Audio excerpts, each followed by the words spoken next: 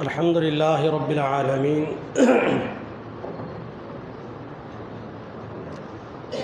والصلاة والسلام علی سید الانبیاء والمرسلین اما بعد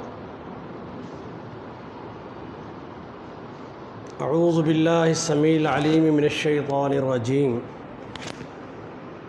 فإنہم لا یکذبونک ولکن الظالمین بآیات اللہ۔ اللہ فرماتے ہیں میرا پیغمبر محمد رسول اللہ صلی اللہ علیہ وسلم آپ کی تعلیمات کو، آپ کی ذات کو، آپ کے احکامات کو جو لوگ جھٹلاتے ہیں، آپ کی نبوت کو جھٹلاتے ہیں، حقیقت یہ ہے میرا پیغمبر یہ آپ سے ویر دشمنی بغض نہیں رکھتے، ولیکن الظالمین بآیات اللہ، بلکہ یہ ظالم اللہ عز و جل کی ذات، اس کی نشانیاں، اس کے احکامات، اس کی آیات کا انکار کرتے ہیں، اسے جھٹلاتے ہیں۔ میرے بھائیوں، آج کا یہ پروگرام ایک تربیتی پروگرام ہے۔ آپ کو درس یہ دینا ہے، اٹھیے آج اپنے ماضی میں واپس آئیے۔ آپ میں سے کتنے بچوں کو پتہ ہے اللہ اس کے رسول کا دشمن، جس نے اس وجہ سے محمد رسول اللہ صلی اللہ علیہ وسلم کی امت کی ایک بیٹی کو پکڑا اور بچوں کو قید کیا، جرم ان کا یہ تھا کہ وہ اللہ اس کے رسول سے محبت کرتے تھے، وہ محمد رسول اللہ صلی اللہ علیہ وسلم کے دیوانے تھے۔ جب ان کو پکڑا، گرفتار کیا، اللہ کی زمین کا وہ بدبخت رہنے والا شخص سندھ کا حکمران راجہ دہر تھا۔ پھر آپ کو پتہ ہے کہ اس راجہ دہر کا سر قلم کرنے کے لیے اور اپنی معصوم اس بہن اور ان بچوں کو آزاد کرانے کے لیے اللہ اس کے رسول کی محبت میں دیوانگی سے اٹھ کر آنے والا وہ نوجوان کون تھا؟ یہ چیزیں سیکھنی ہے آپ نے۔ کون تھا؟ محمد بن قاسم رحمۃ اللہ علیہ۔ اور جانتے ہو کہ اس کی عمر کتنی تھی؟ 17 سال۔ 17 سال کی عمر کے بچے کو شعور تھا کہ جینا ہے تو اللہ کے رسول کی محبت میں، اور ہر اس شخص کی جان اور مال کی حفاظت، اس کے لیے اپنی جان بھی دینی ہے، مال بھی دینا ہے، جو محمد الرسول اللہ صلی اللہ علیہ وسلم کے علم کے نیچے کھڑا ہو جائے۔ آج ہم نے اپنے بچوں کو یہ تعلیم دینی ہے۔ آپ جانتے ہیں محمد الرسول اللہ صلی اللہ علیہ وسلم جب اللہ کا دین پیش کر چکے تو سرزمین مکہ پر اللہ اس کے رسول کا سب سے بڑا دشمن وہ کون تھا؟ ابو جہل۔ پھر آپ کو پتہ ہے اس وقت ضرورت ہے اس چیز کو پیدا کرنے کی۔ میں ان بزرگوں سے بھی کہوں گا جو آج موجود ہیں، اپنے بچوں کو یہ تعلیم دیجیے، انہیں اللہ اس کے رسول کی محبت سکھا دیجیے، ان کے دل و جان میں پیوست کر دیجیے، ان کے اندر ایسا ایک تعلیم اور شعور پیدا کرو۔ وہ ماں اپنے 2 بیٹوں سے کہتی ہے کہ محمد رسول اللہ صلی اللہ علیہ وسلم کو ان کی گستاخی کرنے والا، ان کو گالیاں دینے والا ایک بدبخت جو طاقت میں، قوت کے نشے میں چور تھا، جو اپنے قبائل کا سردار تھا، جو محمد رسول اللہ صلی اللہ علیہ وسلم کو برداشت نہیں کرتا تھا، وہ ابو جہل ان چھوٹی سی عمر کے بچوں کو ماں کہتی ہے بیٹا، اور یہ بات یاد رکھو، اللہ اس کے رسول سے محبت یہاں بچوں اور جوانوں کو، بہنوں اور بیٹیوں کو اتنا دلیر کر دیتی ہے کہ دنیا کے بڑے بڑے جابر بدماش ان کے سامنے کوئی حیثیت نہیں رکھتے۔ یہ دونوں بچے ماں کے حکم پر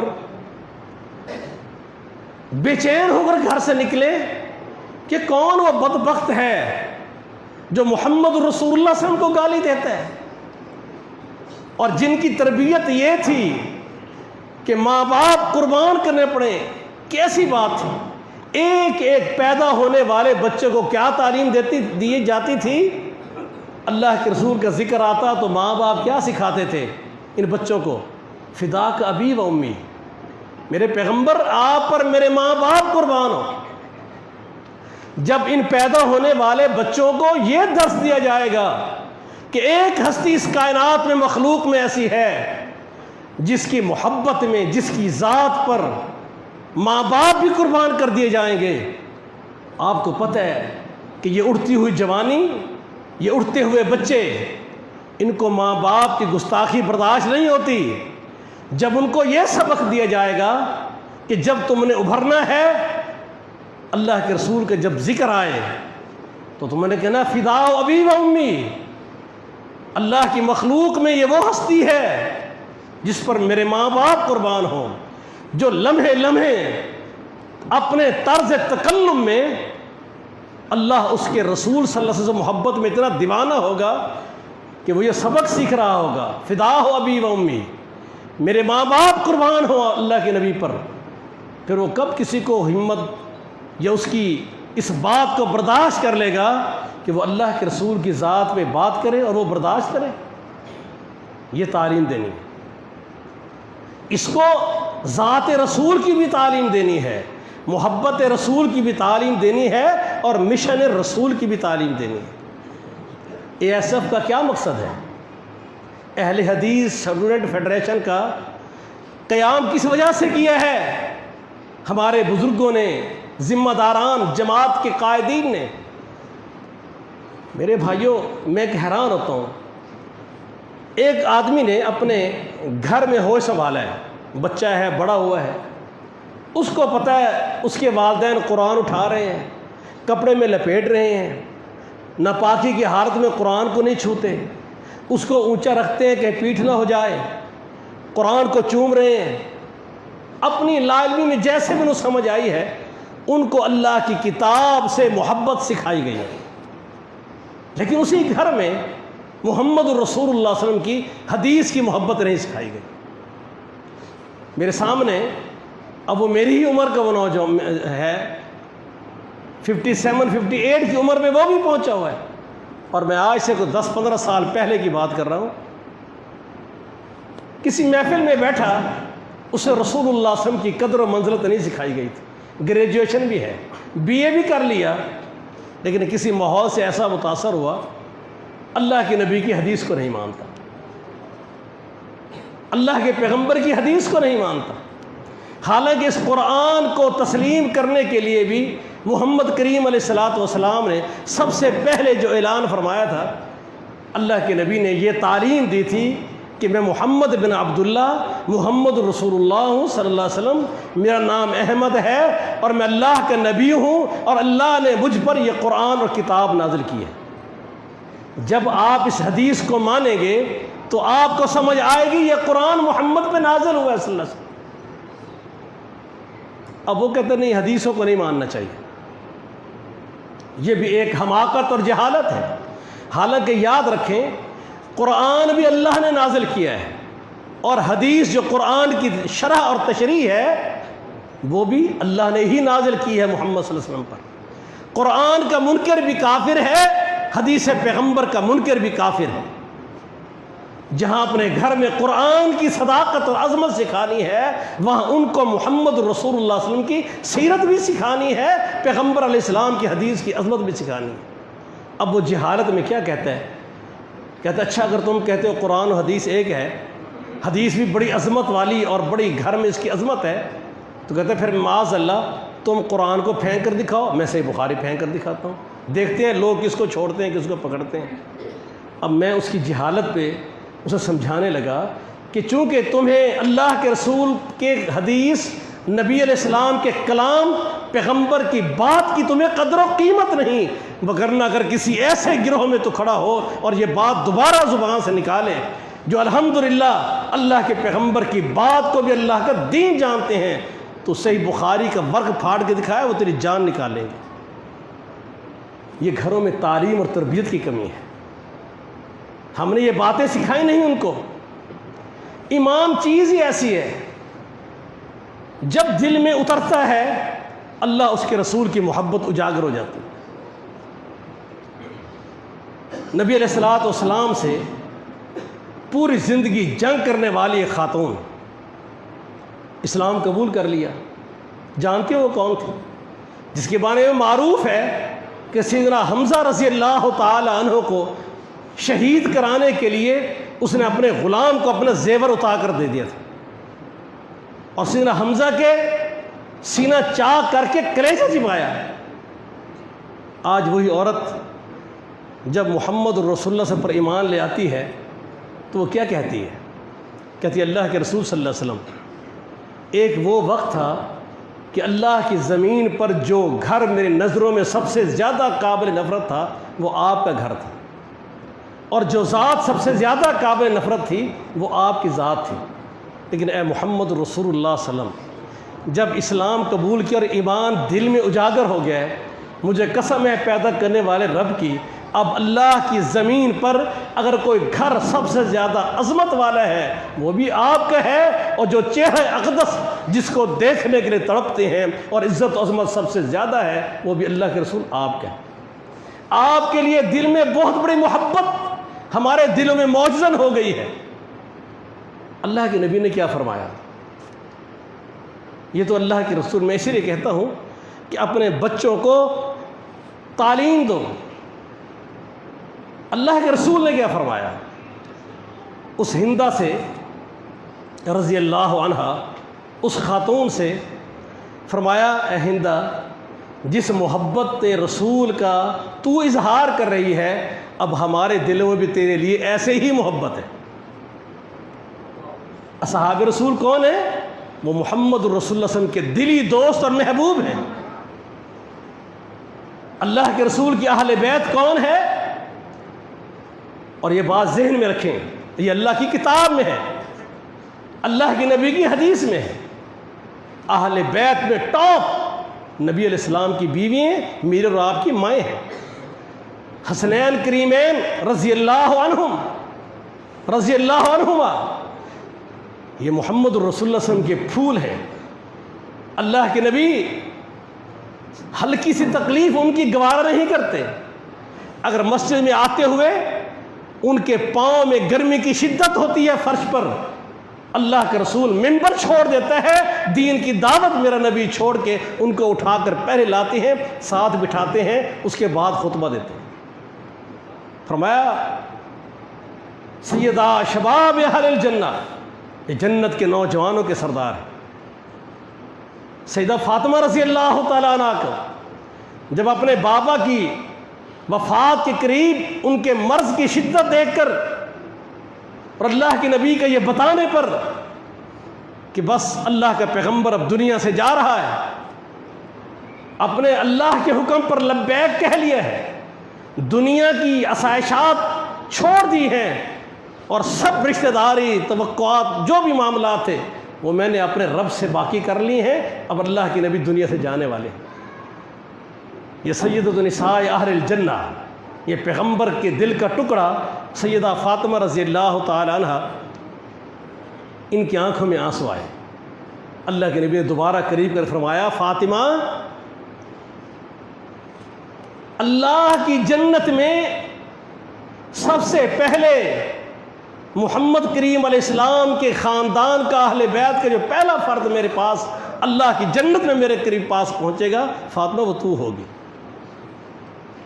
سمعنا و اطعنا، سیدہ فاطمہ، ان کی عظمت، ان کی پاکیزگی، جنت کی عورتوں کا سردار ہونا، سیدنا حسنین کا جنت کے جوانوں کا سردار ہونا، ان سے محبت کرنا، سیدنا علی سے محبت کرنا رضی اللہ عنہ، یہ ہمارے ایمان کا بنیادی حصہ ہے۔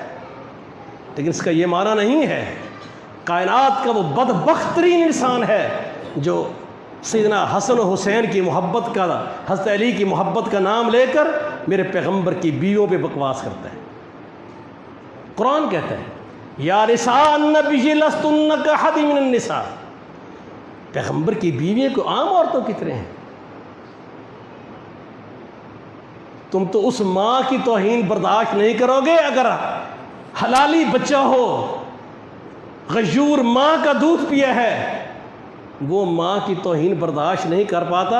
یہ وہ ماں ہے جو دنیا کے لوگ کہتے ہیں تیری ماں ہے، اور ایک وہ ماں ہے کہ رب ذوالجلال کہتے ہیں وَأَزْوَاجُهُ أُمَّهَاتُهُمْ، اے اہل ایمان یہ محمد کی بیویاں تمہاری مائیں ہیں صلی اللہ علیہ وسلم. کوئی اس ماں کو بھونکے اور تمہارے دل کڑھے نہیں، تمہیں غیرت نہ آئے، تم ایسے ان کی محفلوں کی رونق بنو. نہیں میرے بچوں، ایسا نہیں کرنا. جو محمد کو پسند نہ ہو صلی اللہ علیہ وسلم. آپ کو پتہ ہے اللہ کے پیغمبر نے فرمایا تھا سیدہ فاطمہ کو، فاطمہ مجھے عائشہ سے محبت ہے، کیا تو اس سے محبت نہیں کرے گی؟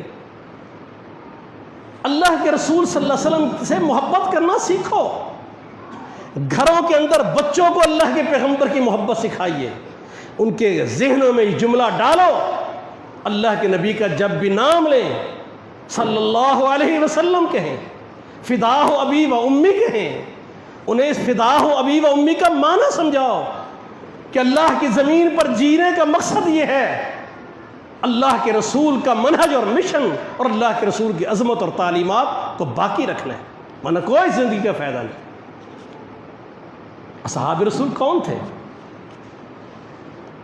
محمد رسول اللہ صلی اللہ علیہ وسلم کے، اس لیے کہ ایک انگریز رائٹر نے یہ بات عیسائی نے تسلیم کی ہے، کہتے ہیں محمد رسول اللہ صلی اللہ علیہ وسلم کی بڑے معجزات ہیں، لیکن ایک معجزہ میرے نبی کا ایسا ہے، اللہ کی عنایت ایک ایسی ہے محمد صلی اللہ علیہ وسلم پر جس کا تذکرہ، اس عظیم الشان محمد رسول اللہ علیہ وسلم پر ہونے والی نعمت اور رب کے احسانات کا تذکرہ یہ امت ہی بہت کم کرتی ہے.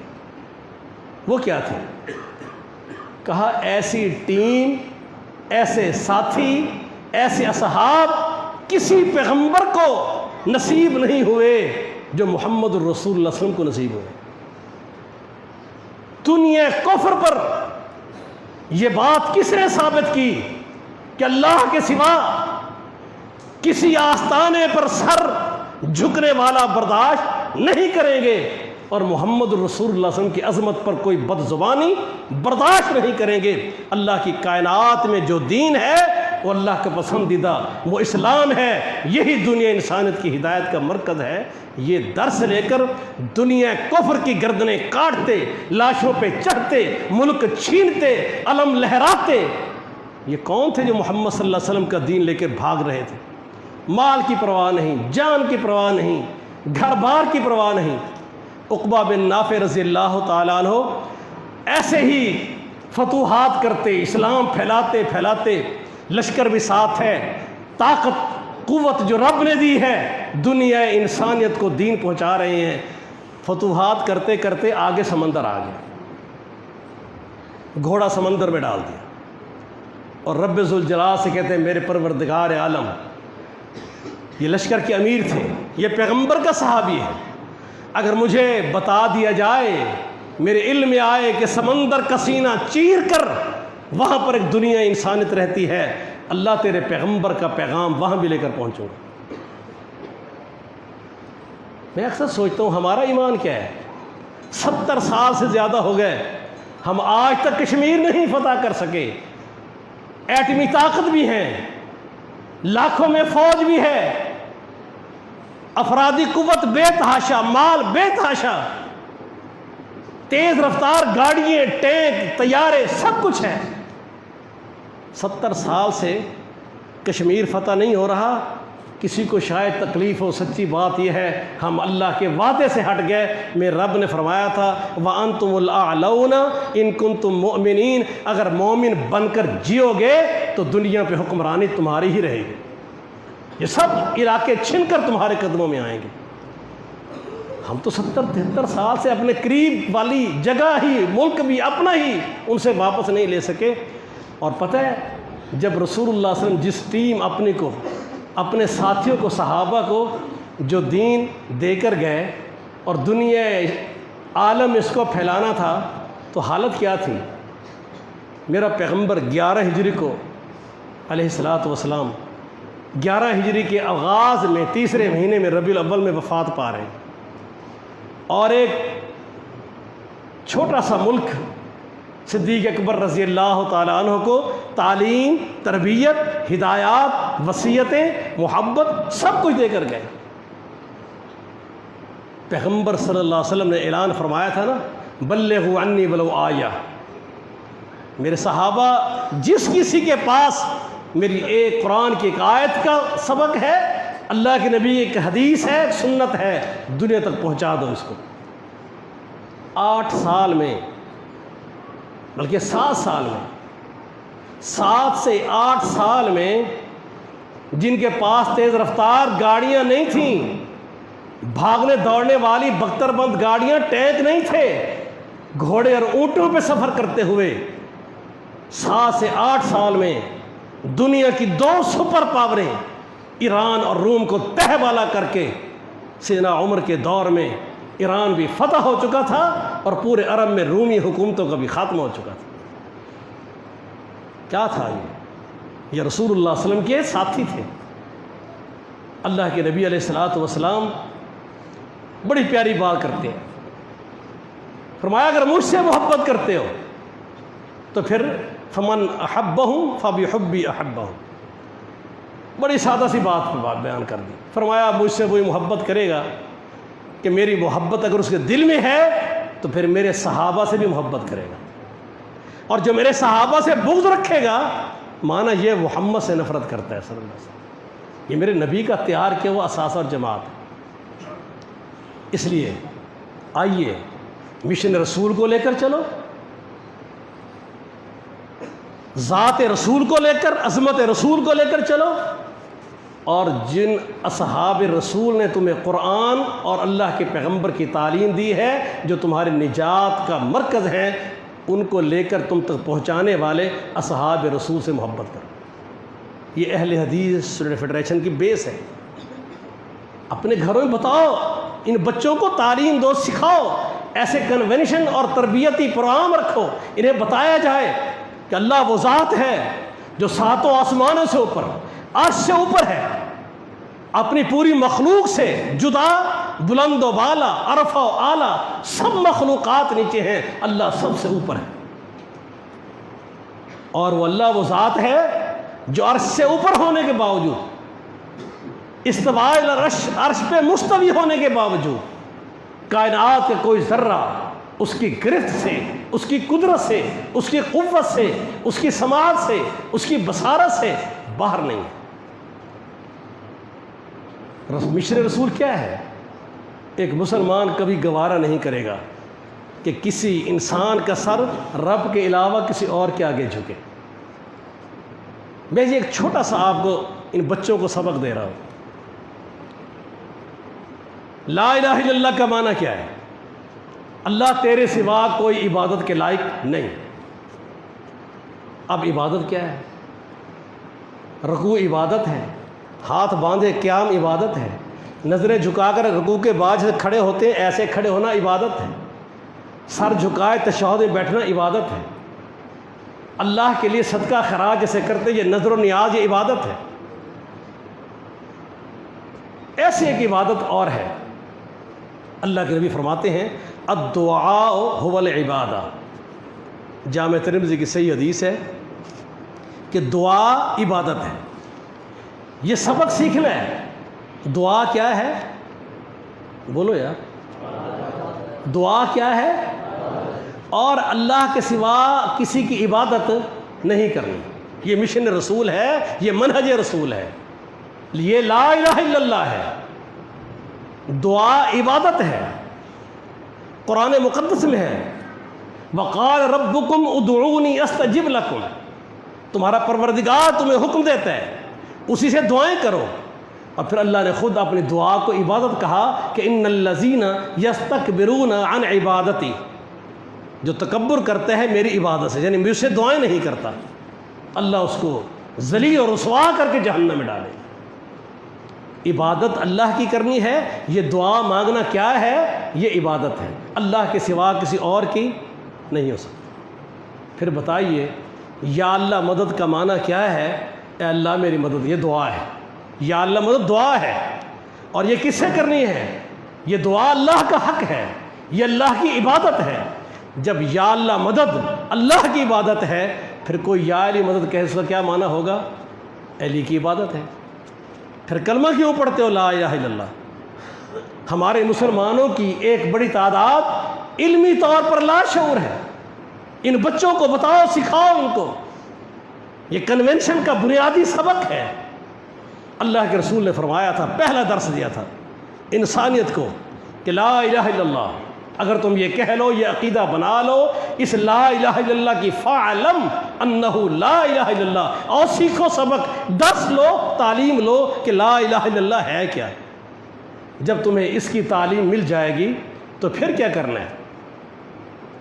پھر یہ کرنا ہے کہ جب اس کی تعلیم بھائیو تم کو مل جائے گی نا لا الہ الا اللہ کی، فرمایا دنیا کا عجم ہو یا عرب، اس کے مالک تم بن جاؤ گے اگر اسی کا عقیدہ، منہج اور عمل بنا لو گے۔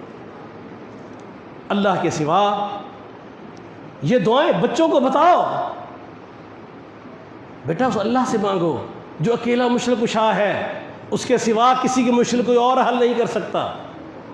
بیٹا اللہ سے مانگا کرو جو پوری کائنات کا اکیلا حاجت روا ہے، محتاجوں جتنی مخلوق ہے محتاج ہے، اور محتاجوں کو ان کی احتیاج پوری کرنے والا وہ اللہ کی ذات ہے۔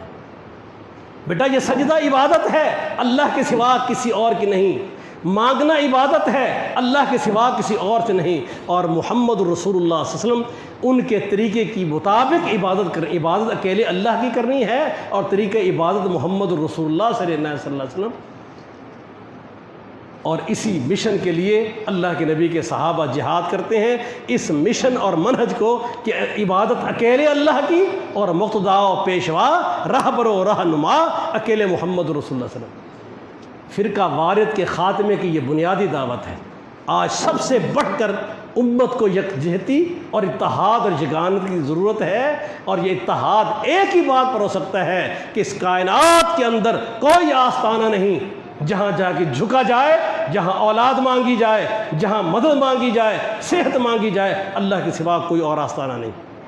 اور اس کائنات کے اندر کوئی انسان اللہ کی جنت میں نہیں جا سکتا جب تک عبادت کا طریقہ کار اکیلے محمد کا نہیں لے لیتا صلی اللہ علیہ وسلم۔ کوئی فرقہ وارث نہیں ہے۔ بچہ پیدا ہوتا ہے، اسی کلمے کو اس کو اسی وقت سامنے رکھ دیا جاتا ہے۔ اس لیے میں اپنے ان نوجوانوں کی ٹیم کا شکریہ ادا کرتا ہوں جنہوں نے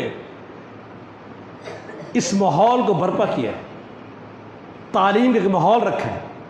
اور آپ نوجوانوں سے کہتا ہوں اللہ کے لیے آگے بڑھیے، دین سیکھیے اس معاذ اور معفذ کی طرح کہ وہ بھی جوانی کی حدوں کو چھو رہے تھے کہ اللہ کے پیغمبر کا گستاخ ابو جہل ان کے ہاتھوں سے قتل ہو رہا تھا۔ یہ تعلیم بچوں کو دیجیے، انہیں دین سکھائیے۔ میں انتظامیہ کا شکر گزار ہوں، اپنے آنے والے جتنے بھی دوست ہیں،